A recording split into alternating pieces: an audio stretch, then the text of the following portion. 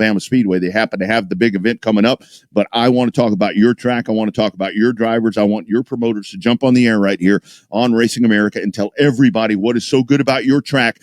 Dirty Air Racing Show at gmail.com. It is the 2024 Local Track Spotlight. So you guys email me that, and I've gotten a lot of good questions, and every now and then I'll kind of go to the mailbox and answer some of those. I'll answer some of those today because a lot of those have been about Houston, which Houston is about to get fired off and rolling here this week as well. So I'll touch on that just a little bit later.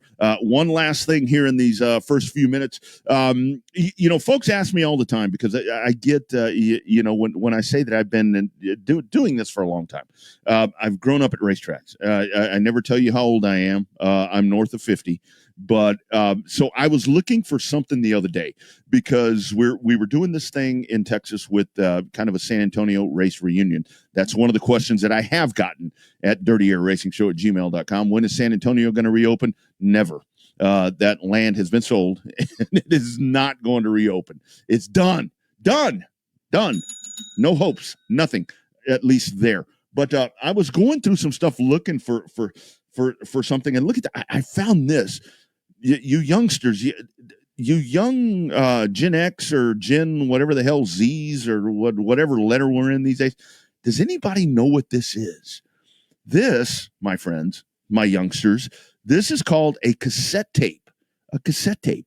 And if you look at it real close, I mean, the camera's kind of a little bit away from me. It says Daytona 500.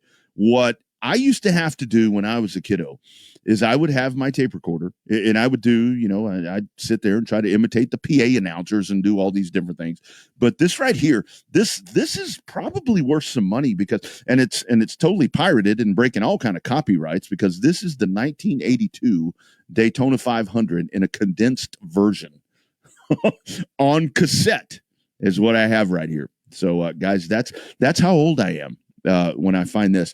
And as I was doing it, I found, God, I probably even shouldn't say this on air these days. I found the Rebel 400. I found the Firecracker 400. I found the Mason-Dixon 500, I think it was. Just a lot of cool stuff. But yeah, these are cassettes. These are cassettes. I'll post that and watch as I set this down because I have to set it down very gently because it may just like disintegrate when I set it down. But really cool stuff right there. That's the way that we used to have to do things back in the day. I'd love your comments.